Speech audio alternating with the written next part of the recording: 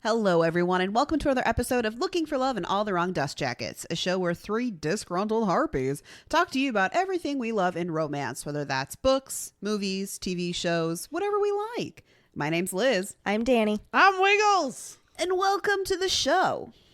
Today we are discussing the book Even Though I Knew the End by C.L. Polk. But before we get into that, I do gots to warn you. I gots to let the people know that we are crass and unhinged. We swear a whole gosh darn bunch, and we like to talk about the naughty times. So if you're not into that, I totally get it, but you've been warned. Yeah, so figure yourself out. Yeah. Cool. Well, what have you guys been up to? Get me caught up. Tell me about your lives.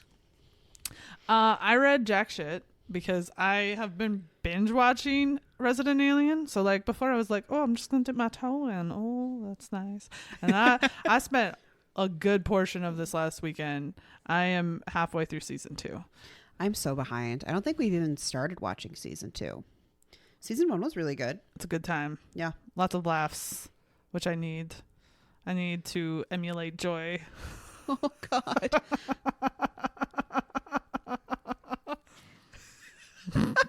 Fucking weirdo. What the fuck was that? Oh, no. So, yeah, that's what I've been doing.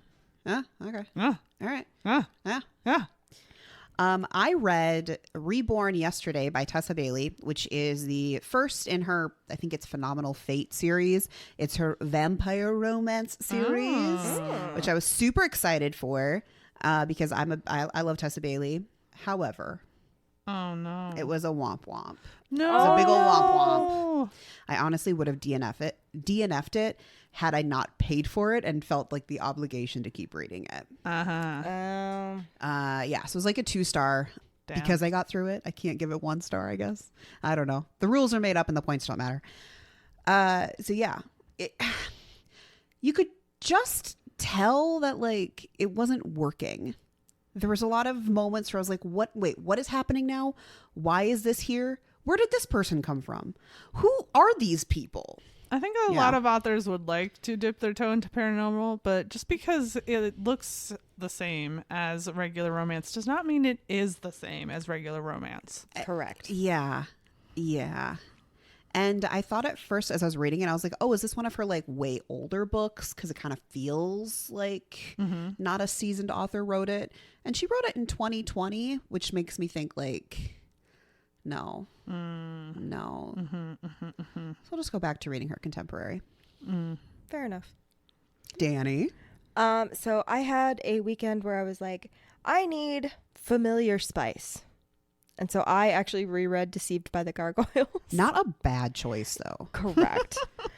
So I reread that, and I was watching a bunch of cooking shows because, of course, I was. And then today I started listening to Part of Your World by Abby Jimenez, and I'm really excited about this book. So far, I'm really enjoying it. I see in the future me reading a lot more of her stuff. Part of Your World, like, okay, yours truly was great. It was. Part of Your World was like that notch above. I fucking love that one.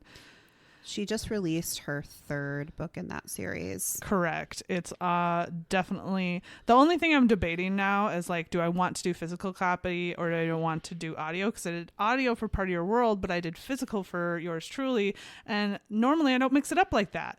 So now I'm fucked because I got to like make a decision and I'm not good at that. Maybe you should split the difference and just buy the shelf trophy for Part of Your World and then also get the new book and read that. I have thought about that. However, the voice actors that are on all of the series are really fucking good. They are indeed. Yes. So I'm at a split, but I know I am going to read it this summer. Like that's not debatable. I have been debating. I don't often buy myself the shelf trophy. I listen to a lot of the books, especially that we do for the podcast. I listen to a lot of them because ADHD is a bitch and sitting still is weird for me. So I have to be doing 8 things at a time. But I have been debating. I'm like, I think for her books, I might need the shelf trophy. Mm-hmm. I hate buying things twice. Mm-hmm. And I hate if I've like rented the book or like borrowed the book from the library or through Libby or whatever. I hate then spending the money on something that like I'm probably not going to reread. Even if I really liked it, I might not reread it. So I have a hard time with that. I have a pretty good like judgment factor of whether or not I'm going to reread at least part of a book again. Sure. So for example, like I don't think I've ever truly read Jane Eyre twice, but I've read so many parts over again that I might as well have. But so there's like, that's why most of my bookshelves are honestly comprised of TBR or like the very select few that I'm like, I might read this again someday because I donate the ones that I'm not because I'd rather put them back into circulation. Yeah. And I pick up while I'm donating other people's donated books and I carry them back to my house like a little hermit, like, oh, look at my little finds that I found, my treasure. I don't often buy myself the book trophy, which is why when I'm like, for her books, I might do that. I'm a hoarder though. So the other side of the coin of me not wanting to spend money is I hoard books. So it's a Fair enough. It's a tough battle here. I don't get collector's editions. Like I don't understand that. I don't understand them. I could see getting it for a book that I truly loved. But if I Right. spent that much money on a book, I'm not going to want to like read it then. Because then it's too pretty. And what if I damage it with my slobness? I Be mean, less slobby. You never know what's going to happen, man. Yes. All of these could like get water damage at some point and I'd have to throw them all out. It'd be very sad. But, you know, that's life. I mean, I bought a really pretty version of The Secret Garden because I am obsessed with that book. Also, Anyway. usually those editions are made with better materials than True. a paperback. So there's also like that kind of thing to it. Whereas I know that my paperbacks honestly have a far more limited shelf life than something that's hardcover and has sprayed edges to protect them and all that kind of thing. Like, I get why other people do it. I just wouldn't probably do it myself. There's a lot of things that I'm like, I totally get why you would do that I don't have much interest in. For Yeah. example, I don't need a signed copy. Would I be like, oh, this is No. really nice? Sure. If it's a book I already love. Yeah. But like, if it's like, hey, this is an author I've read before and this is a signed copy of that book, that doesn't appeal to me in any way, shape, or form. What if I don't like that book? What if I love the rest of their collection and I'm like, this is the worst book? Well, I have been watching a lot on the TikToks about the massive failure that was Readers Denver Readathon or something. Readers Take ReaderCon? Denver or something. Yeah, that's whatever. the one. Yeah. And like, if you love going to those book conventions and bringing like 12, 15, 20 books for all of these authors to sign, like, definitely more power to you. I don't get the appeal personally. I don't either. No, I wouldn't be willing to like haul that shit around. Right. I like, if just to like contextualize how much I hate hauling shit around. Halloween, right? Often, in order for your character to make sense, they have to have a prop. If my character, if like the costume I have chosen requires a prop, then I'm not choosing that costume. Yeah, no, I was exactly the same way. I really don't dress up for Halloween anymore, but No. Mm-mm. unless I wear a tiara, in which case I am my normal self in a tiara. You're welcome. You're welcome. I have a gorgeous tiara. I bought it at a con. I spent way too much money on it, and Now you got to get some use out of it. yeah, during COVID, I was feeling very which this is weird for me because I am totally like, I can live in my apartment and stay in there all the time, but I was feeling very closed in and I needed to feel special, and so I needed to take the trash out, and I took the trash out in my tiara. There you go. I don't hoard many things. Like, honestly, there are very few items where I would be really pissed off if I had to give them up. But everything else, I'm like, it could all just be taken away by somebody else and I'd be fine. But the one thing I do hoard and I'm really bad about this, is art and office supplies. Oh, I know. I've seen your. Oh, yeah. You've seen, yes. And I found this woman on TikTok who gets me.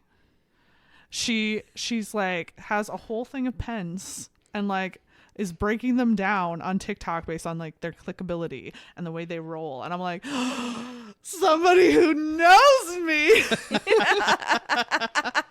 Oh no. I would have like a whole room dedicated to art supplies. It would be amazing. I do have a whole room dedicated to like my cross stitch supplies and stuff. I have a lot of cross stitch supplies. And yet, every time I start a pattern, I'm missing like 12 colors. Great. I don't know how that works. Anyway, so we were here to talk about, I don't know, what was it? A book? It is a book, yes. Yeah, it's a book. What is this book? Well, before I tell you about the book, I'll tell you about the author. Okay. Well, let's get back to the book here. So C.L. Polk is the author of the World Fantasy Award winning novel Witchmark, the first novel of the Kingston cycle. After leaving high school early, they have worked as a film extra, sold vegetables on the street, and identified exotic insect species for a vast collection of a word I can't pronounce before settling down to write Silver Fork fantasy novels. What does Silver Fork fantasy novels mean? I don't know. Is that a series? No, it's not written like that. I'm going to Google it.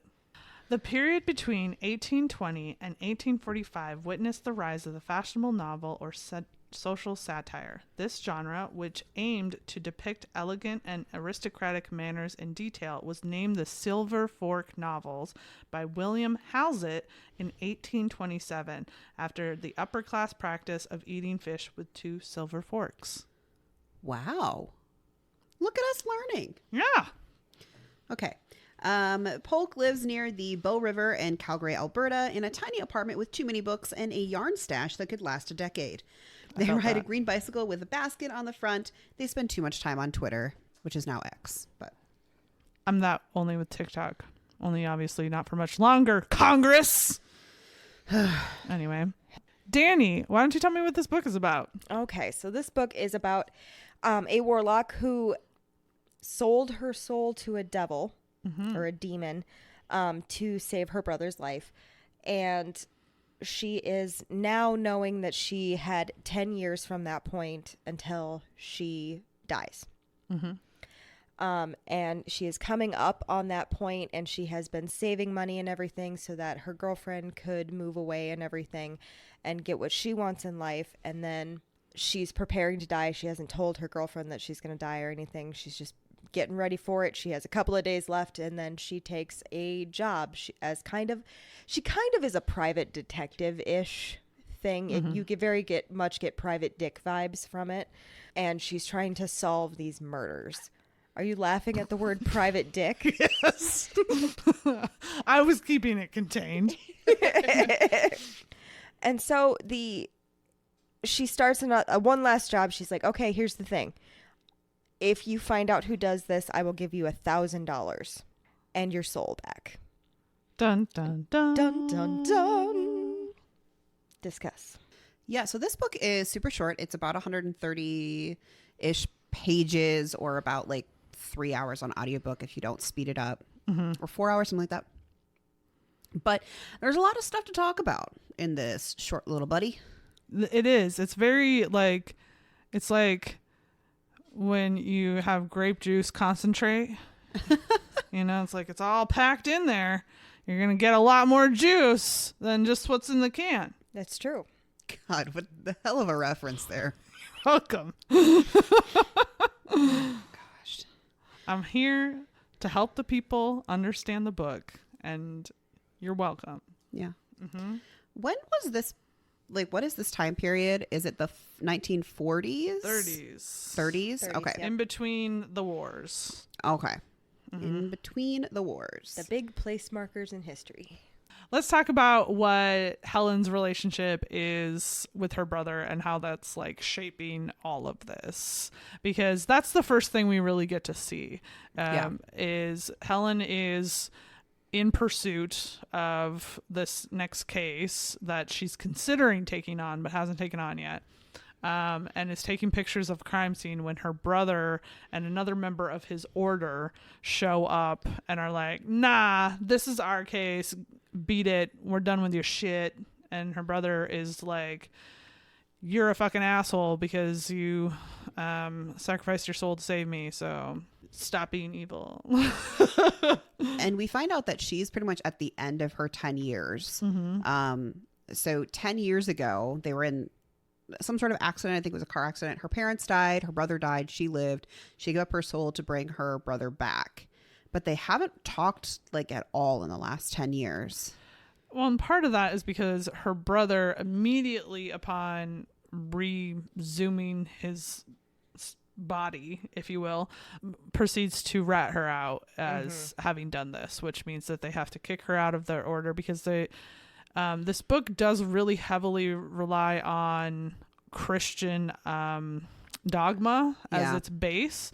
So you have angels and devils, you have heaven and hell, and that whole dichotomy. And so because she has sacrificed her soul, no matter what, she's doomed to go to hell. And so they wouldn't want her in their holy order, right? Yeah, their holy order of mages and mystics. Yes. Which is the Brotherhood of the Compass. The one kind of bummer I had about this book is because it's so short, we get just tiny little snippets of this world building, like just teeny tiny pieces. Such as when they talk about the Brotherhood of the Compass and the mystics of the compass, they reference that as a woman, you can only join if you have a male family member who can kind of essentially sponsor you. So even though Helen, kind of from what we can read, is a pretty powerful like warlock, Alicia talks about like creating all these wards and stuff that seems like you would have to be more powerful to take down. She could only have joined because her brother was in it, and then she got kicked out. And she wouldn't have been a warlock in their order. No. And honestly, that's it's a big plot point, but something we get like very little information about, speaking to what you're saying, where the only time we find out that warlock is like considered a bad term there is her brother flat out asks her if the magic she uses is warlock magic. Rather than whatever magic they're tapping into. And she's like, no, I can't believe you think I would do that. And he's like, well, you are a warlock. And she's like, yeah, but I'm still not evil. Yeah. So it's very much like warlocks are bad guys, apparently. But we don't ever meet another warlock. We don't have any further information about them. The impression I kind of got is that, so the higher ups basically of the order and everything I think they kind of want people to assume that anybody who uses magic outside of the order is kind of considered bad. Yeah. Whereas that is not the case. Magic is, good, and there are good and bad parts of magic, just like there are good and bad people, and it's how you use it. And so he kind of had well, did you use warlock magic to do this? And it's like, well, no, fuck you. Like, I'm a warlock, so kind of, but I didn't use any baneful magic, if that's what you're getting at. Right. Well, it kind of gave me the same feeling.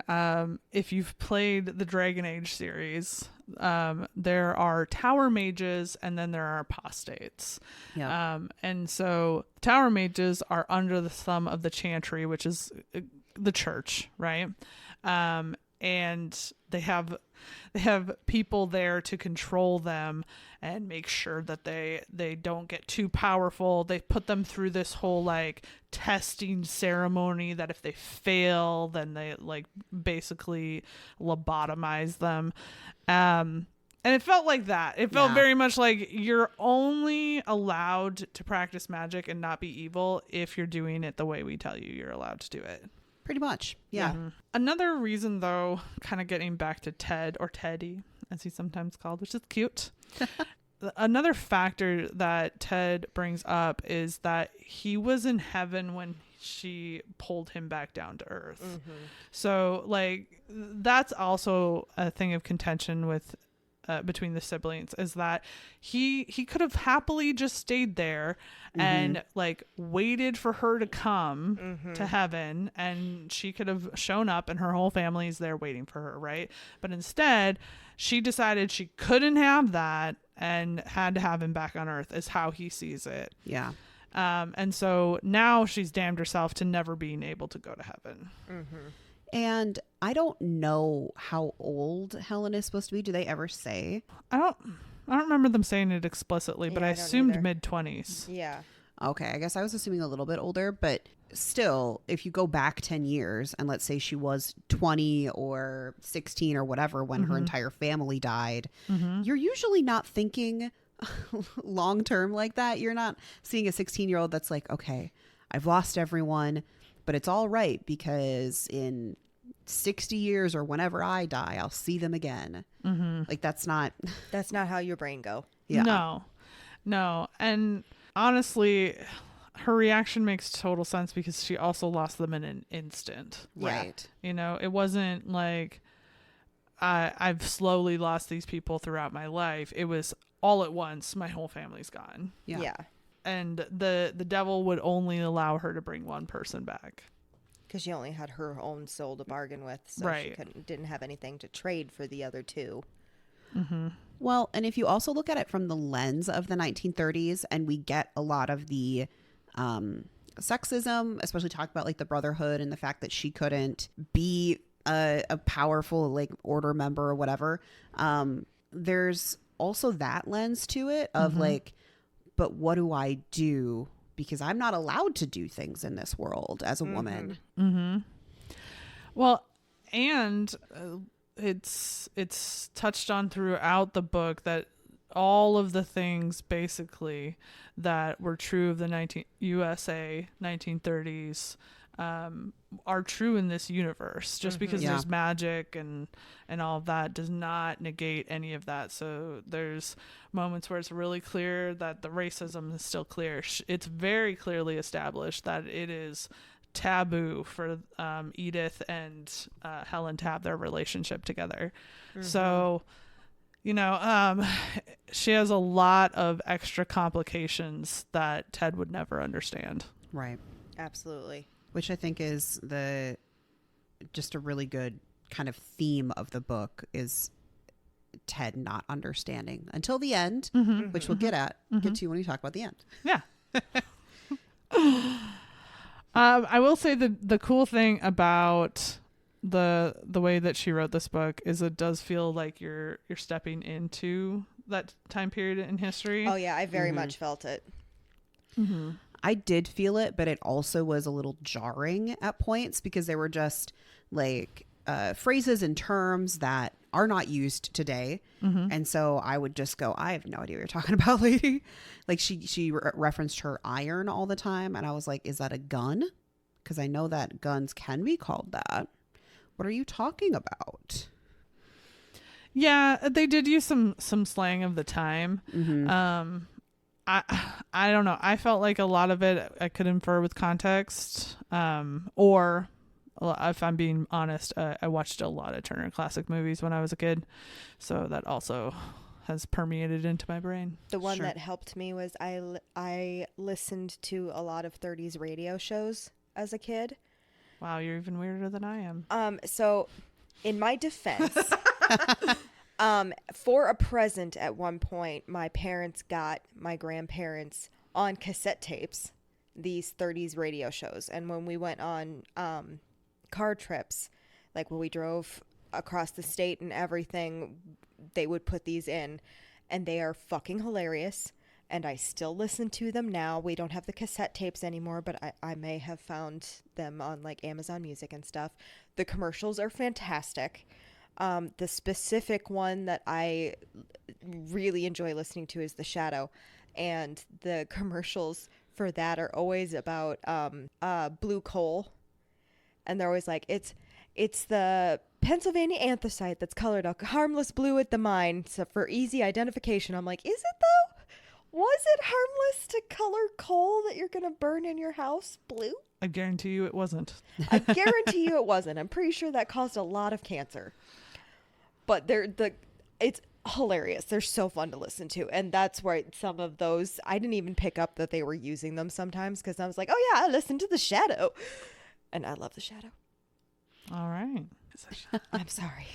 I will also say that I felt like just the prose in general was sometimes a little bit harder for me to follow. And maybe it's just because I'm used to reading more novels where everything just takes a little bit longer, both in descriptions of things and actual action and all of that. Whereas because this was short, things just happened so quickly, which also meant transitions between beats happened very, very quickly. It's really clear that the style of this book was emulating film noir, and it almost felt like it should have been a movie instead of a book because cutscenes don't work the same way in a movie as they do in a book.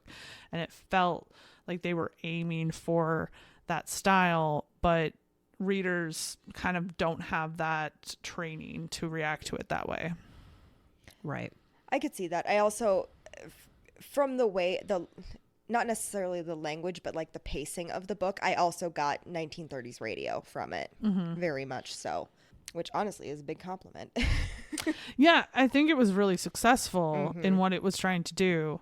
But I think if you're going to approach it from that standpoint, the thought has to be, I need to probably branch out from that a little bit in order to fit what the reader is used to. So I mean, the consequence is obviously that the book is very short, and it didn't need to be. There were plenty of places where it could have been flushed out. Yeah. Oh yeah, like that again is probably just one of my big complaints is I feel like the book should have been like twice as long. Yeah. And I read the book and you guys listened to it, so I don't know if that changes my perception on some of those transitions a little bit, because I think when you are trying to make really harsh transitions in books, and I had the same issue when we read Bride by Ali Hazelwood, is if you don't create like a physical separation, and it can't just be like a chapter break, because especially nowadays with romance novels, we're just like chapter breaking or like having new chapters constantly. But even just having like that extra space that indicates like we are entering a new scene, this is a scene break, or having more chapters because it makes sense. And I kept saying chapter break before, I meant paragraph break. We have more paragraph breaks in romance novels. Fair enough. Yeah, I can see that. And I do think that actually us listening to it and you reading it does bring different perspectives, which is kind of something I like, because I didn't notice things as much because I listened to it. I just felt the kind of slightly jauntiness that is 1930s radio shows. That's actually very much the impression I got while listening to this, is the like thing that very much was a thing back then. It did feel, though, even listening to it, that it was going by really quickly, which does again fit the style that was being aimed for. So it's sort of like a double-edged sword. And so you kind of have to also ask the question, like, can you challenge your readers? And I think that this author successfully did that.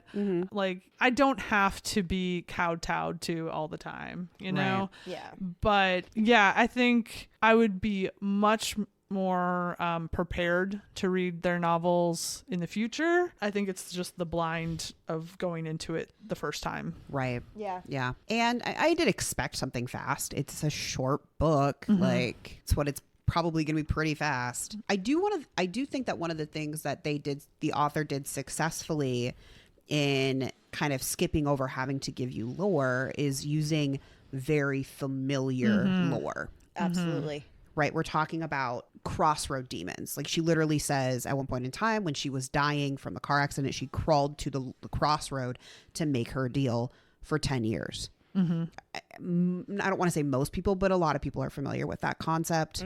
Talking about even mentioning things like left hand versus right hand magic. Even the term the White City devil, or was the White City vampire. Yes. In my head, I was just like, oh, the devil in the White City, which is an entirely different thing. Yep. But it just kept, but it is from that kind of same time, and it kept triggering my brain to go to familiar places. Right. Well, and this feels like the perfect opportunity to bring up the fact that it also had a lot of similarities to the lore that Supernatural uses. The TV show Supernatural. Yes. An insane amount. Yes. I was like, oh, did we just write like Supernatural in Noir style, but with 2 female leads instead of 2 male leads?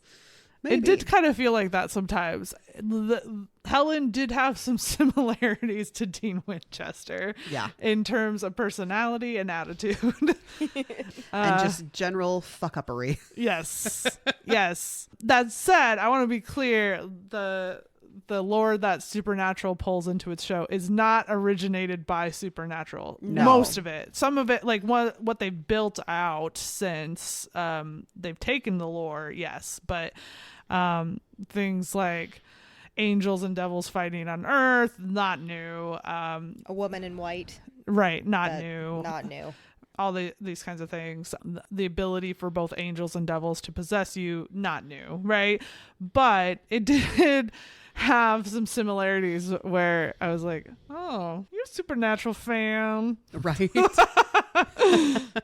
Since I will say, so because it is such a short book and everything, I do appreciate the fact that this is not a romance novel in the typical sense in where you come in and they meet and build their relationship and everything. This is an established relationship that they are in. They are getting ready to, well, one of them thinks they're getting ready to move across the country with each other so that they can live in San Francisco and hopefully live a more open life with each other. The other one knows that she's going to die in like 3 days.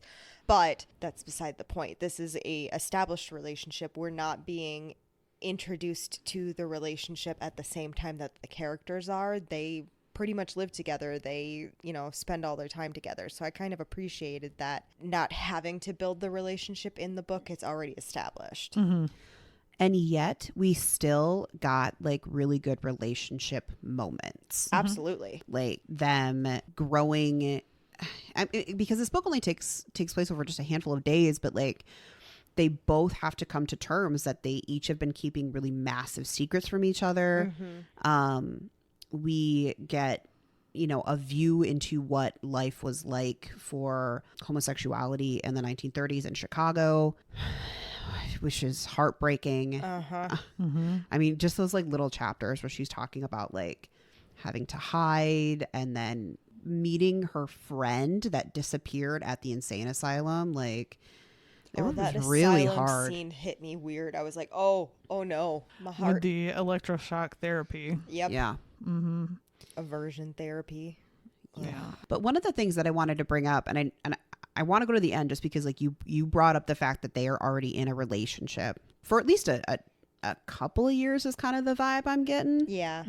So one of the things that we get at the end is that Edith, Helen's significant other, dies in this angel battle, I guess. Yeah. And Helen has to give her soul back up again to bring Edith back down to Earth. And one of the things that I loved about that scene is a lot of times when we read books where the relationship has just started or it's just starting and they have to make a big sacrifice, it can sometimes feel very like, why are you making such a big sacrifice for somebody you just met? Right. Like, why are you Romeo and Julieting this?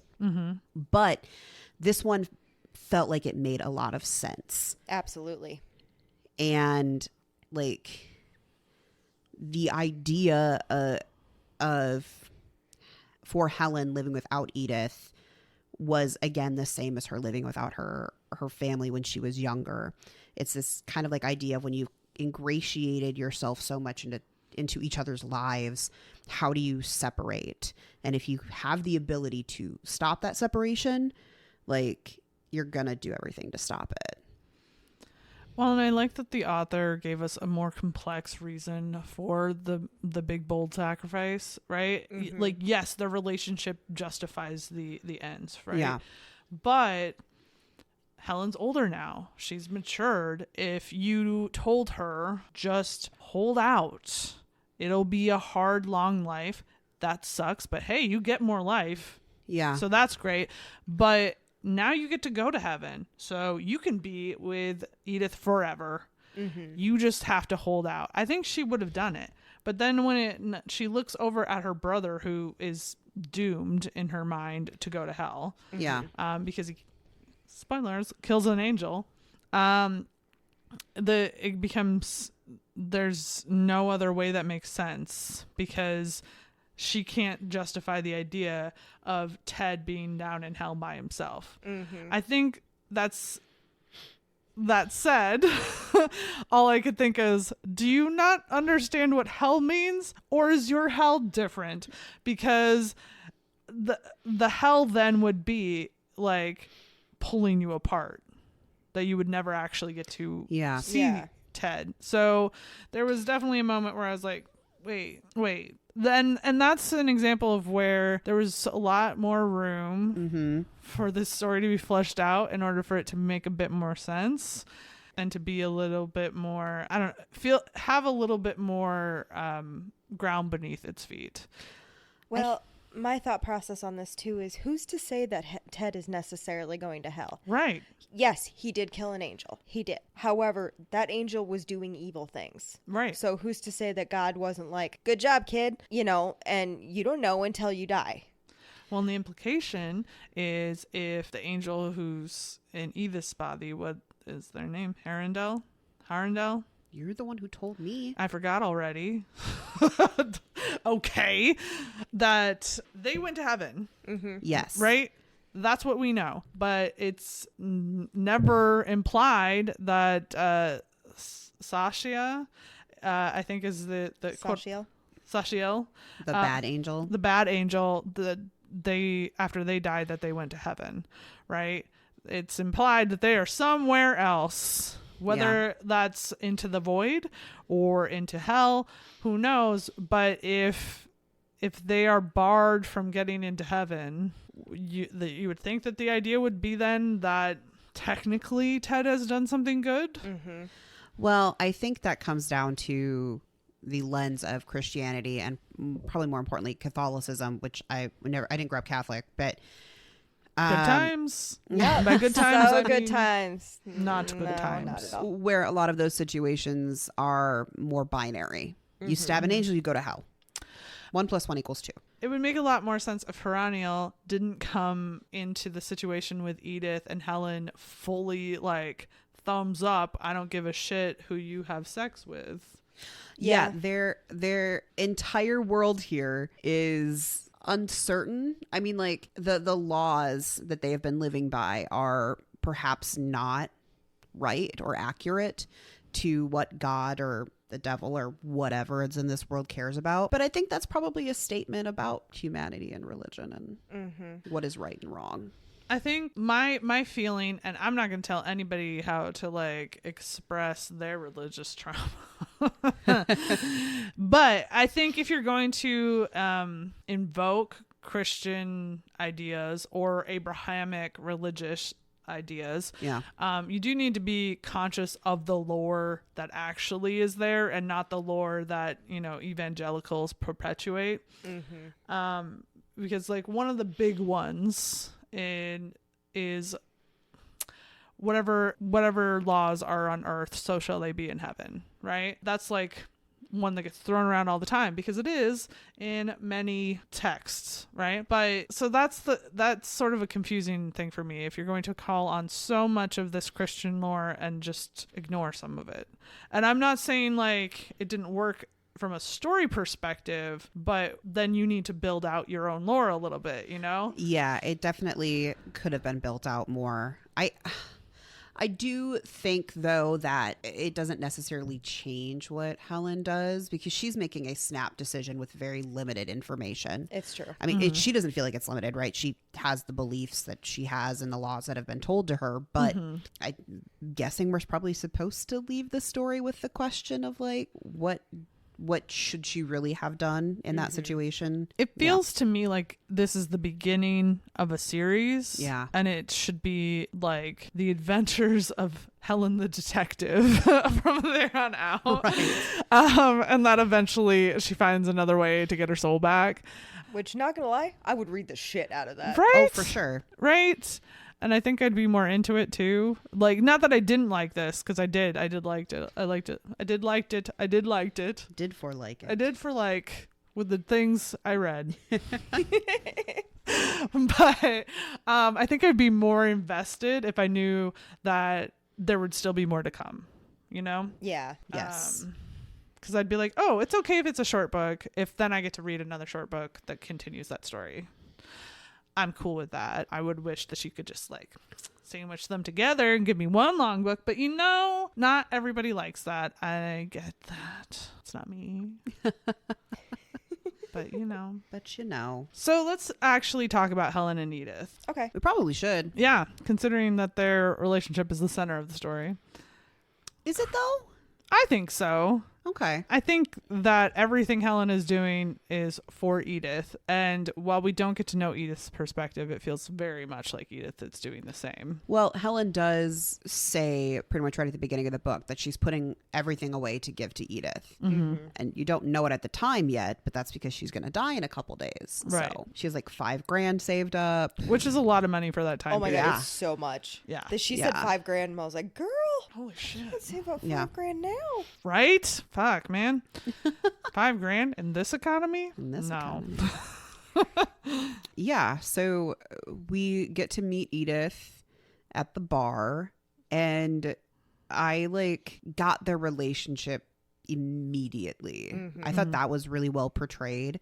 Like immediately talking about their like the first time they met at this bar, this like underground lesbian, I would say nightclub, but that's not appropriate for the time. Kind of like a speakeasy. Yeah, like a Yeah. speakeasy. Yeah. And how Edith couldn't dance. It was Feel very that. sweet. It was very sweet. I also just loved the many like interactions you get with them. I think it really colors how comfortable they are in their relationship. For instance, she was talking about how she was developing the film from the crime scene that she took after she did a ritual to be able to see the bloodshed and everything from the crime scene. Mm-hmm. And she was having trouble getting a clear image on the one. And she was talking to Edith about it and everything. And Edith's like, well, okay, well, after I get done at the church, because she's a very religious woman, she's constantly going to church.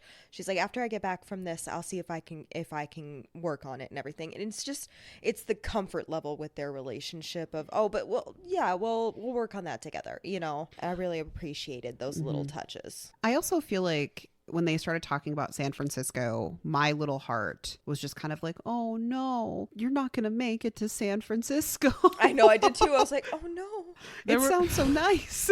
There were a couple of times where like obviously they're talking about San Francisco and not Santa Fe, but I kept hearing Santa Fe. Yes. My old friends.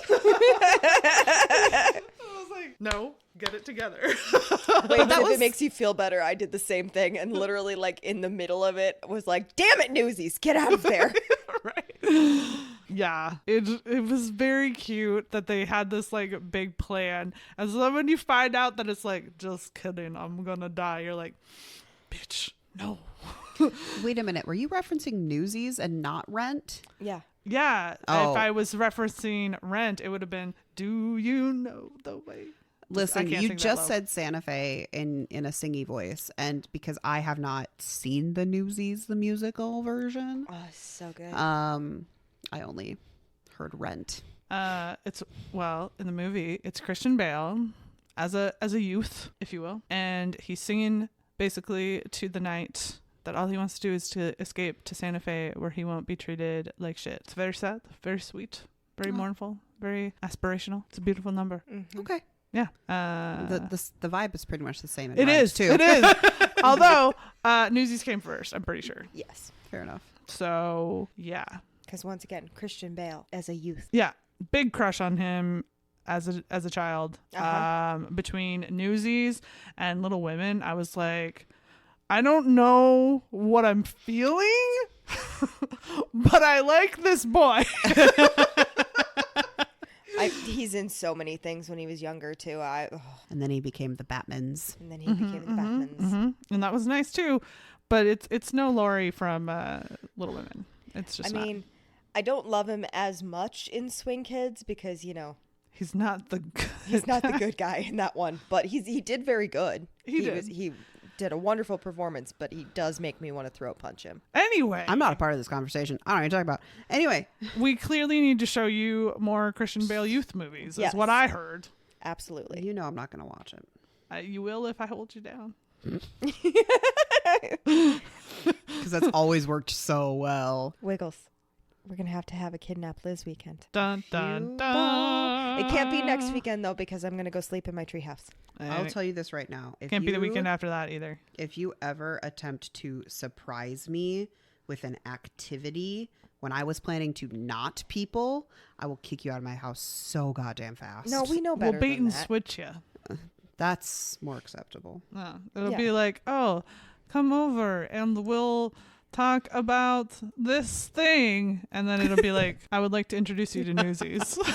And then the Okay. next Swing Kids. Yeah. I'm not a big, like, let's hang out and watch movies together thing. And then we're going to trap you in like the chair, like from, what is it? Can't help you with this one, kid. The one where they like clamp their eyes open. Oh, Saw? the Orange- orange something. Orange. Something orange? Orange. Shit. Fuck. It's the fucking... Oh my God, this is starting- I have seen that movie. Clockwork Orange? Clockwork Orange, yes. Clockwork Orange. I've seen that movie. I haven't seen that one movie. I have seen But- that movie.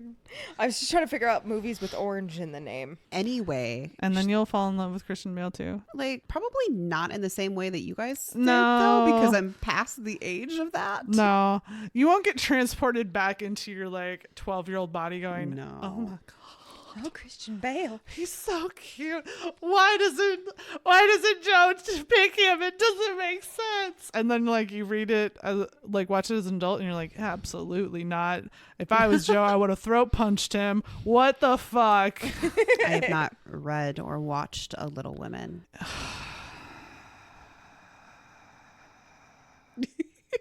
We should talk about this book. Don't We're don't make here. me put Little Women on the list because I'll fucking do it.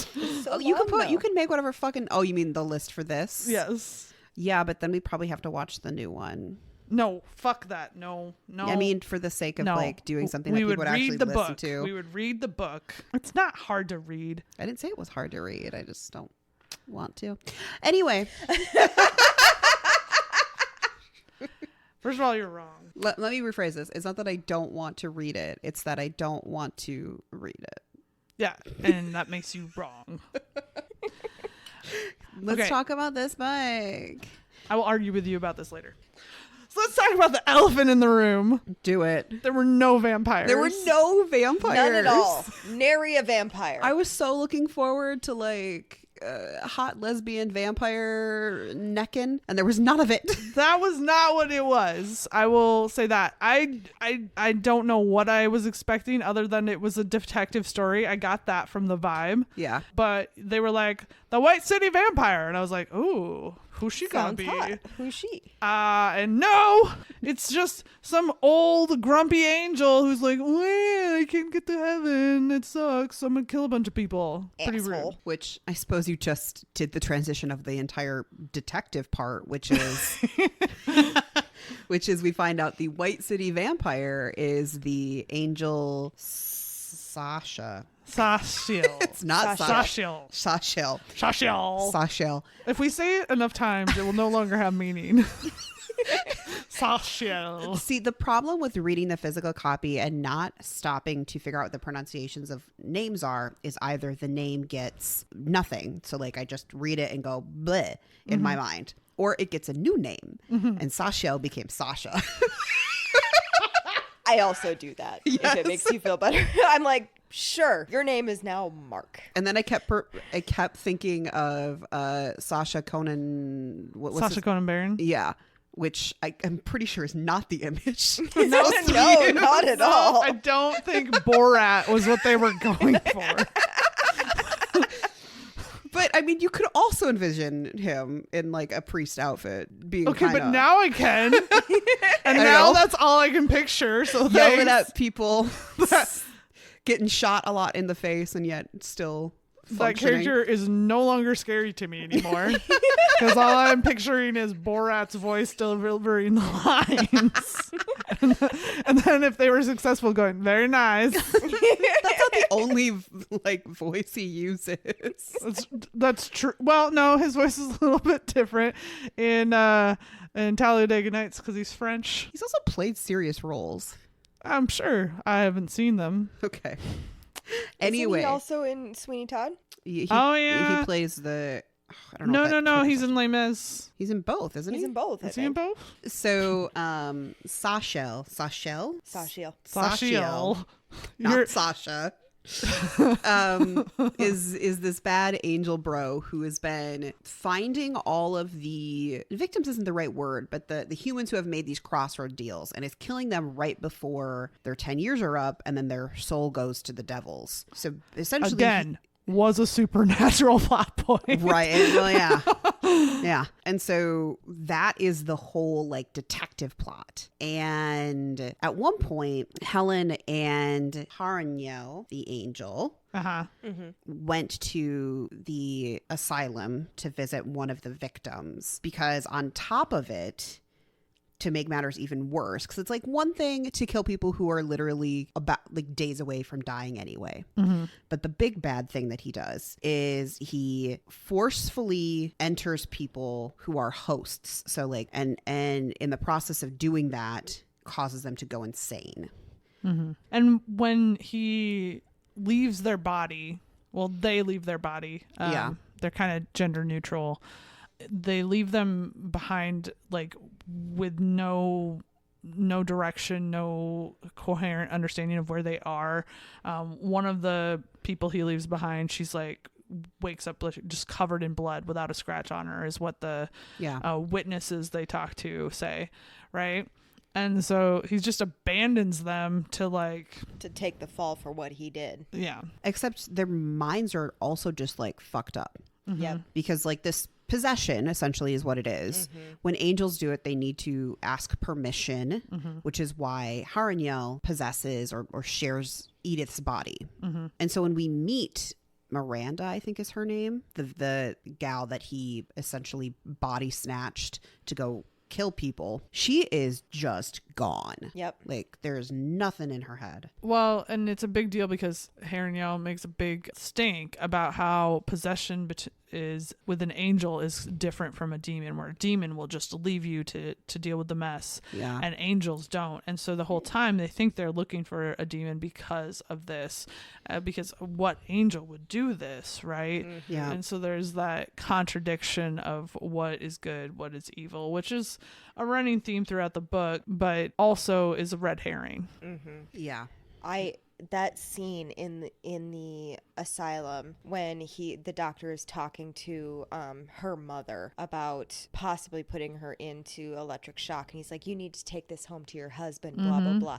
I have never wanted to throat punch somebody so bad. Yeah, that is the one thing I found interesting, because this book is so short, the things that the author did choose to put in. And one of them is this entirely separate conversation where the doctor is telling Miranda, I think that's her name, her mother, that she needs to take this form home so that her husband can like sign off on the electric shock. And even though the mom is asking all these questions, like, will this hurt her? What is going to happen? He was just like, that's for your husband to worry about. Well, it's a very historically accurate conversation. Oh, it is. It just makes it very abundantly clear that I could not ever in the 1930s, because I would have punched somebody. Well, we're not that far removed is the thing. Yeah, no, it's really easy to get comfortable here, but it wasn't until the 70s that you could have your own bank account and credit card, things like that.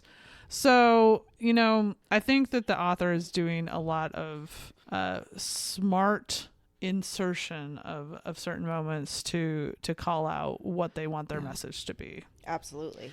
Well, and the second call out in that scenario is when they run into Harriet, who is another woman who participated in the speakeasy and prefers women, and is also gone because they've just fried her brain with aversion therapy via electric shock. And that was terrible. But while we're talking about the asylum, the one thing I noted that really kind of like made me feel like another reference to another thing that this author is pulling on is some of the people in the asylum recognize Haranyel inside of Edith's body. Like they have a reaction to him. And that reminded me so much of John Constantine when they're like talking about the bodies that have been possessed by angels and demons, and how certain people who are a little bit closer to being like a prophet or something like that can see them and usually end up in asylums because they're going crazy because they can see like essentially the other worlds bleeding into ours. Right. Well, and I think it's in that scene that we get a little lore drop from Helen acknowledging that even though you require a male family member to sort of vouch for you in this magical order, that more women than men often have these abilities and have this link. And so the asylums essentially are full of these women who are cast aside. Yeah. Gross. Very much so. Mm-hmm. Well, that is another thing. Since you talked about like the people who have this magic or whatever, we find out from Haranyel that the people who have magic are descendants of Nephilim, which are people born with angel blood, kind of essentially. And the whole reason that some of the angels were cast out of heaven and are stuck on earth now is because they became too close to humans and like gave a piece of themselves to these humans, which then created this whole subspecies, I guess. Essentially magical bloodlines. Yeah, which then also brings up like a question that doesn't really get asked or talked about too much in the book of like, was that the right punishment for the angels who were being tasked with being on earth to protect humans and guide them, be guardian angels, whatever, and was because they got too close to their charges, they got cast out of heaven? Well, I think one of the weaknesses of the way the lore is built, and I get why it's built the way it's built, because it gives it a certain level of neutrality when it comes to religious practice. Yeah. But there's no indication of if there is God or gods, right? And there's really no indication of if the morning star exists, Lucifer. And all we get from Haranyel is that they didn't fall, they were cast out, right? So it wasn't a mistake that they made, it was a consequence. Yeah. Right. And so without that, what authority cast them out? Right. Yeah. So it's like the consequence of keeping the religious iconography, I guess is the best I can come up with at this moment, neutral, is that there's just what is the authority that is able to do this? What authority has given you this power? Obviously, this would be in a post Jesus world.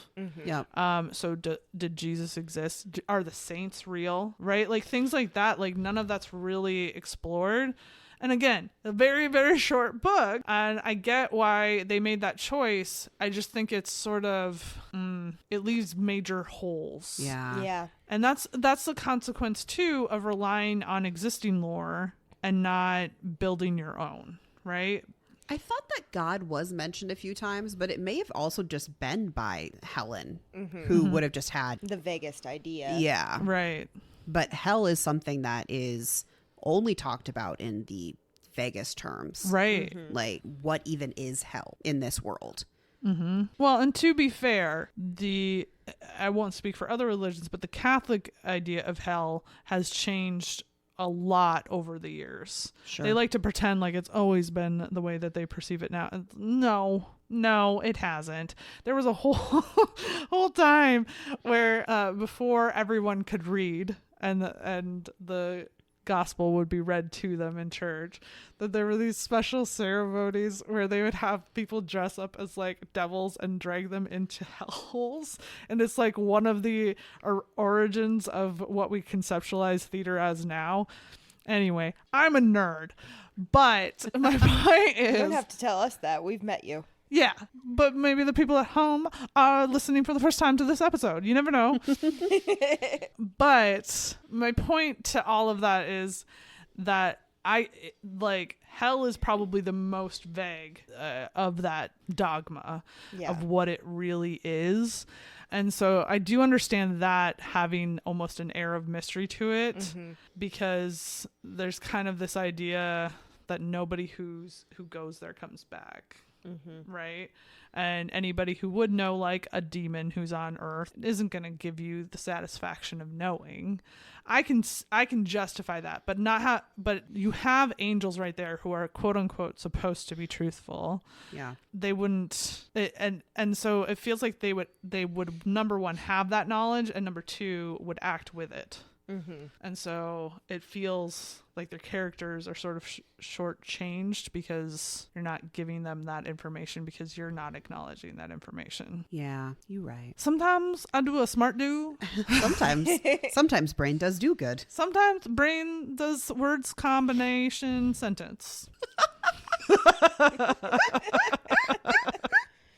So there is a particular scene that I did want to talk about, and it's the diner scene where, they've been going all night doing this investigation. The angel has been in possession of Edith's body, and she's Helen's like, bitch, I gotta eat. And so they go to this diner, and before they walk in, she said, put Edith's ring on. And so basically they both have fake wedding rings that they put on when they go in this diner when they're on a date, and they basically pretend that they are two widowed friends there to have a chat and have dinner and everything. And the lengths that they have to go to not appear like they are a couple really hurt me, because I know that is a reality of stuff that happened when, in the 30s and everything, because it was against the law to be with someone of the opposite sex. You mean it was same just sex? Same sex. That's okay. If only. No, just kidding. I'm totally joking because I am stupidly straight and I hate it. But it was so heartbreaking to me because that is something that they did. That was a reality. Well, they drop little bits and pieces of it. So when they're at the diner, Helen is thinking, should we have gone to a different place where people don't know Edith? Because when Harnyel is possessing her body, she looks and acts weird because it's another fucking person, essentially, entity, whatever. But then she's also like, but then we'd have to act different, and at the very least here they know us and we don't have to worry that people are going to be like, what's going on, like questioning this. They've gotten used to this like system we've created. Well, and she talks about jumping in to prevent Harnyel from having to try and cover for the fact that she is definitely not Edith, and this waitress knows she's not like would know Edith well enough that if she talked with her too much, she'd be like, that's not right. Yeah. And it's never expressly said, but it's definitely heavily implied that she is used to having to look at it from all angles of what other people are seeing. Right.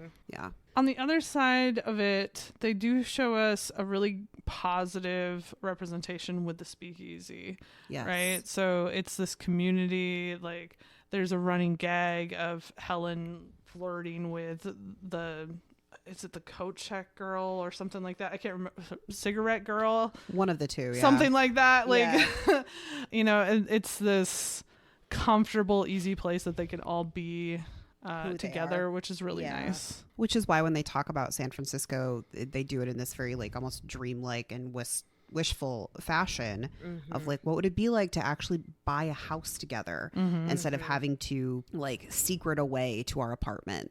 And what would it be like to not have to be scared at every turn that you're gonna get caught? I do also like, and we only get to have it for a minute before shit starts hitting the fan in this story, because it goes like splick splack, we're on to the next thing, right? Yeah. But that night they do get to be together, and it does fade to black, so we don't really know too much. But the next morning, or whenever they wake up, I don't know if it was morning or whatever. When her brother broke in. Yeah. Well, actually, before that, Edith is like up, and her robe, camisole thing, whatever it was in the story, like is basically falling off. And Helen's like, you're really gonna tell me to get up when you're naked in front of me? Like, bold assumption. I think I'm gonna stay right here. Yeah. And she's also feeding the birds, which is a really sweet scene. And then you realize that Harnyel has been like basically cultivating a flocks of birds to be his like little spies and informants. And I'm just kind of like, was that fully Edith in that moment? And this, I would love more lore on this, Yeah. but my impression of that was that Edith isn't always there. She's Yep. not always at home, you know? Mm-hmm. And I think the moments where she's like, oh, I've had a vision or whatever, they have a very specific name for it in the book, and I can't think of it. But it's when she can read people's thoughts. Yes. But I don't know I don't remember what they called it. Yeah. I think inkling is what jumps into my head, but that might be totally off base.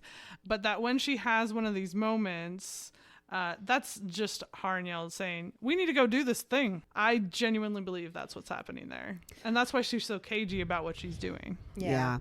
There are times when she can actually hear people's thoughts because it does happen to Helen. Mm-hmm. But Harnyell can also do it. So it's like, was it Harnyell saying like, this is what she's thinking right now? Was it Edith? Are the lines between the two even that distinct, or have they become blurred that like, yes, when Edith is in full control, she's Edith. When Harnyell is full control, it's Harnyell. But like they can hear each other, they can interact in her head. So are the lines always that clear as to who is who? I think they blur. Is kind of the impression I got, is they kind of just are living together as one entity to a degree. They can separate from each other by taking over, taking control or whatever, but I think they blur most of the time. And so they kind of almost become one entity in those moments. Just like in The Host by Stephanie Meyer. I don't think we need to invoke Stephanie Meyer in this moment. Yeah, no. I actually do remember really liking that book when I was younger, but I haven't read it since high school. I didn't think the movie was that bad.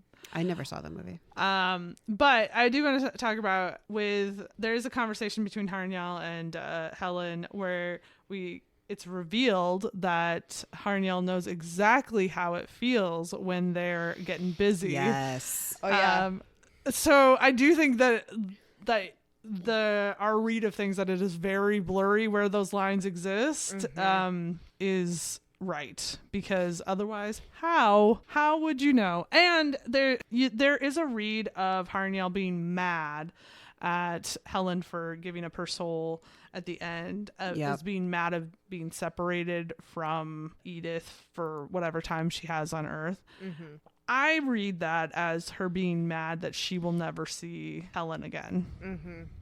That's fair, because like Edith says that she was very young when she first, I guess, like interacted with Harnyell. And I imagine that it also happened when she was at least a teenager, when they fully kind of like Combined. Yeah. So they've been together for the entirety of Edith and Helen's relationship at that point. So I think they've equal points fallen in love with Helen a little bit too. I think so. Right. Like, I don't think Helen knew it, but I think she was in a throuple. Yep. I love that the description of, because Helen asks Harnyell, wait a minute, are you there when we go to the sexy times? She doesn't say sexy times, but that's what she means. Basically, the description is just that Harnyell, like, they turn away when it happens. They just look the other direction. It's like, I don't think that's how it works. Yeah. Well, and like, you can tell that Helen would really like to pick at that some more. Like the detective in her is like, okay, but wait. But we're going to revisit that. And just never gets the chance. I'm pretty sure that there's a conversation after all of the like romantic getting down, because they're getting down after this. Like, Oh, for sure. you sacrificed your soul again. We've got 10 years. We got 10 years to fill. Okay. Right. Let's go buy a house, because I've got $5,000 in 1930s. Yeah, we're living up these 10 years, right? Six. Because $6,000. she just got a grand for For this No, situation. Danny, it was 10 years. No, 10 years, $6,000 though. Yeah. But I feel like there's afterwards, while they're lying in bed, there's got to be a moment where they turn to each other and they're like, questions that I have for you are a lot. So let's start with this one. Oh, gosh. Yeah. You know, one character we have not talked about at all is Marlowe, Yeah. the benefactor of Helen going out and doing all of this detective work. Well, essentially, she is a loan service provider who has picked up someone else's loan. Yes. And so she's just like, yeah, sure, fuck it, I'll take this debt. And so this whole time, apparently, of their partnership together, she's owned Helen's like IOU for a soul, and I think has grown to like Helen, Yeah. and maybe even like Helen. Oh, yeah. I got vibes there. I got Oh, yeah. vibes. Right. And so she talks about at the end that she's like, just let me be very clear. No other human has gotten out of a deal with any demon ever. I made you a one-time exclusive deal. And she's like, nope, give me Edith. Right. But I think like genuinely, in spite of her being very cagey with information, if you will, I think she was kind of being a friend. Like she was. Oh, she for was, sure. She was offering this off as like, you know what? I like this one. Let's try it out. Let's see what happens if you give a mortal their soul bag. Well, and she's also become very useful to her. I totally agree. She likes her. She was trying to be a pal, but I also think she's also become very useful to her in every situation. So she's like, oh, well, I could keep you around longer because obviously she has, even if they did move to San Francisco, She's a damn demon. she's a damn demon. She can materialize. Who's to say she doesn't already have a house in San Francisco? Right. Right. And when Helen is doing the second deal for Edith's life, Marlowe pauses for a second. Instead of being a greedy demon, devil, whatever, and going, yeah, I'm going to take this deal. I'm going to now I'm actually going to get your soul again. She literally pauses and it says, what you said, you're not going to get out of this again. Like, you need to think about this. And then when they make the deal, read this. Marlowe knelt in blood, caught my chin, and gave me a gentle, lingering kiss. Aww. That's how they sealed the deal. It's very cute. It is. I think if she had her way, she would have a little bit of Helen. Oh, yeah. I think she's probably going to be fine going after Ted, because when they go back to her skyrise apartment or whatever, and Ted is all naked because he was supposed to be the last sacrifice. That's one thing we forgot to talk about a little bit is at the end, during the sacrifice part, he's just butt-ass naked. He's just butt-ass naked, chained to the floor, trying to get out. Yes. And at one point, Helen's like, if Edith was bothered by meeting my brother butt-ass naked for the first time, she's doing a really good job of hiding it. Well, because they were hugging too. Yes. Yeah. She's on That the floor junk's hugging just out Edith, there. and then Ted comes up and hugs both of them, and he is butt ass naked. How else are you supposed to do a human sacrifice ritual to gain enough soul power to summon Michael the Archangel down to open the gates of hell for you? I mean, come on. I mean, you can't do that with clothes on. No. You got to go out gotta the world free bird exactly that you came in. Apparently, some cotton is against the thought process on that, but Yeah. whatever. You can't be having like cotton getting in the way when you gotta slice and dice. Catches on the knife in an unpleasant way. Yeah, well. Yeah. Anyway, Marlowe takes them back to her high-rise apartment after everything's gone down and is like, don't worry, you can take a bath in my giant bath. Which we have seen her in previously, the giant bath. Which, jealous. I know, right? I literally, when they said it, I was like, I want to go to there. Yeah, I was like, can I have a demon be my best friend who has a Skyrise apartment in Chicago with a giant bath that can fit like 5 people? Because I want that. I mean, I don't want 5 other people in the bath. No, but I want a bathtub that Yeah. fits 5 other people. Yes. she was giving me the same energy as the Morrigan from Lost Girl.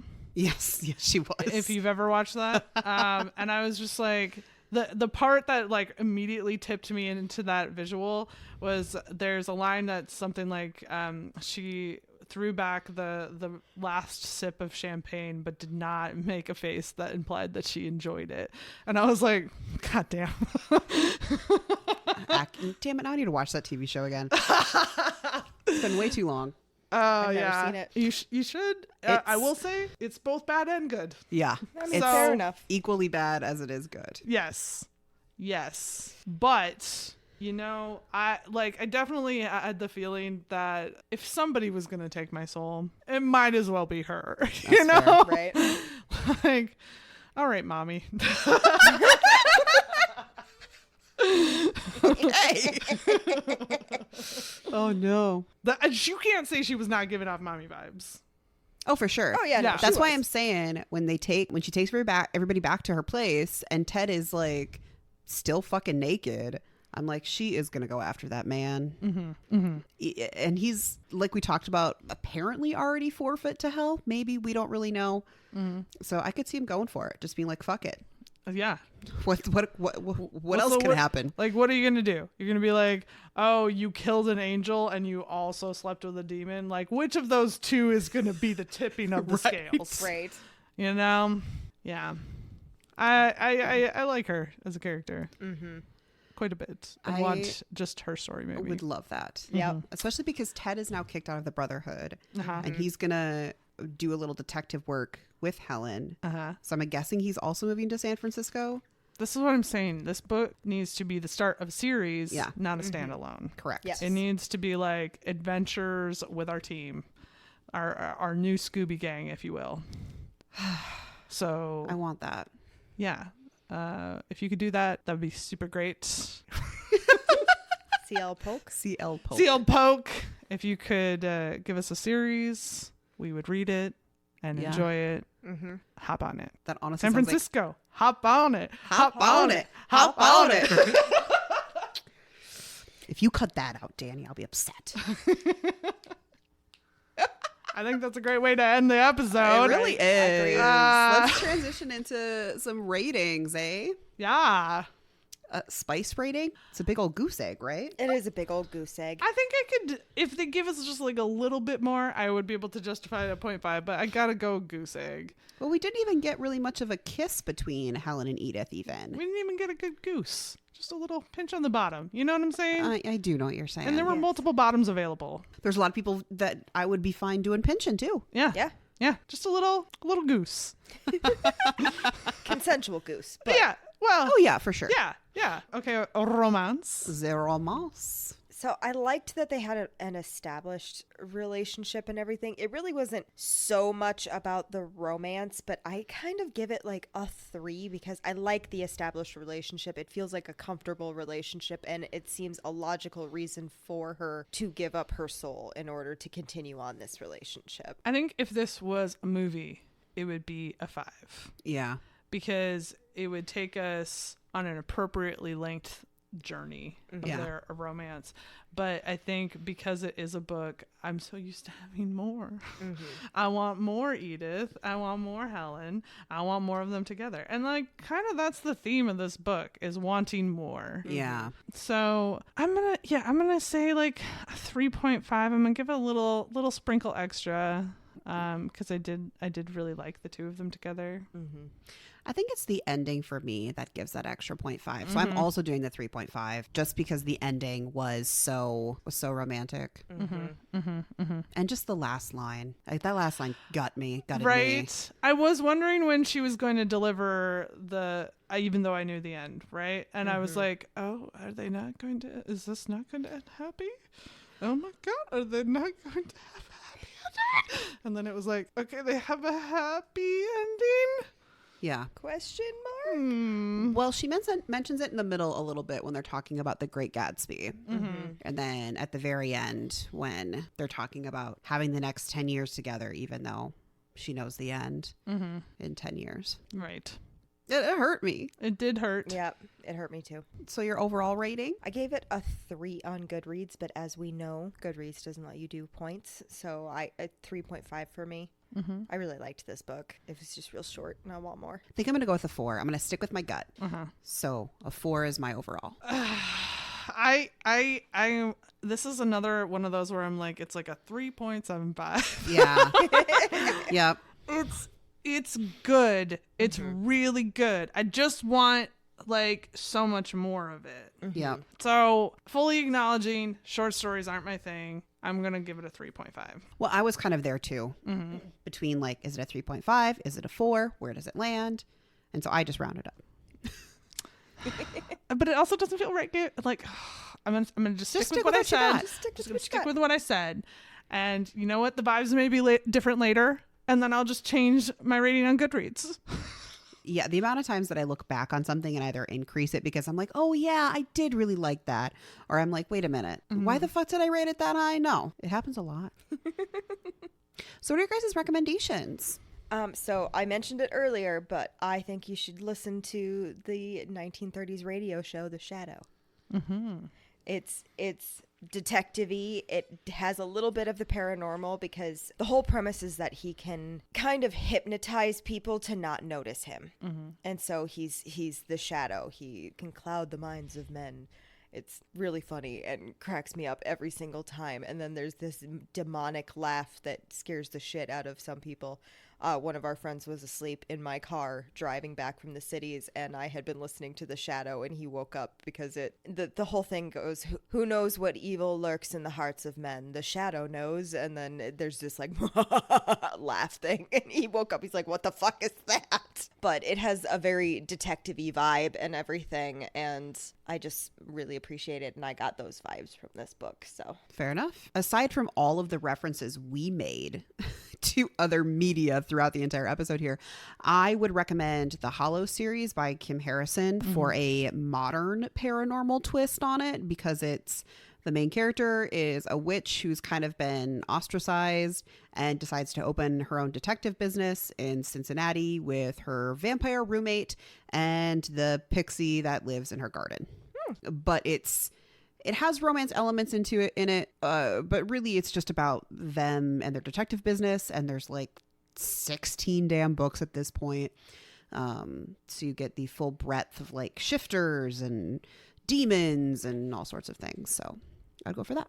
nice. Good choice. So mine's a little bit of an oddball. No. So the 7th series of Doctor Who, there is a couple, Madame Vastra, I can't remember, and Jenny Flint. And they're like this sort of like, if you know Doctor Who, his companions are all like a little bit adventure seeking, but they're also like this mysterious couple in the shadows, because so Madame Vastra is kind of like a lizard woman. Okay. And so she has this like dark veil, and they're amazing. But the whole time I was kind of getting the vibes of the similar couple, of like the one who's like, I'm going to go off and I'm going to like be a detective. And the other one who's like, okay, be safe and don't do stupid things, please. Yeah, very much so. And so, yes, you would have to start in the middle of shenanigans in order to get to them. So like I said, it's a very like off beaten path, but you should just watch Doctor Who anyway. So Indeed. there you go. This isn't a recommendation, but the other show that I kind of got like vibes for reading this book was the Dresden Files. I don't think I've ever watched that. Me neither. Well, I'll keep that to myself then. Okay. I have a lot of those shows where I'm just waiting for an opportunity to meet somebody who has also seen them. Because I watch some weird shit sometimes. Fair enough. All right. Well, that's the end, folks. So if you like this episode, please find us out there on the socials at Wrong Dust Jackets, or go to our website at wrongdustjackets.com. You can find all of the episodes that we're going to be doing for season 2, or at least several of them. And you can check out our blog, which has more book reviews of things that we haven't done episodes about. And if you are out on whatever podcast listening app you're on, please give us 5 stars. That would be much appreciated. Drop a comment if that's available to you. Or just reach out on the internet and let us know what you think. We'd love to hear from you. That's all I got. Bye, folks. Bye-bye. Bye.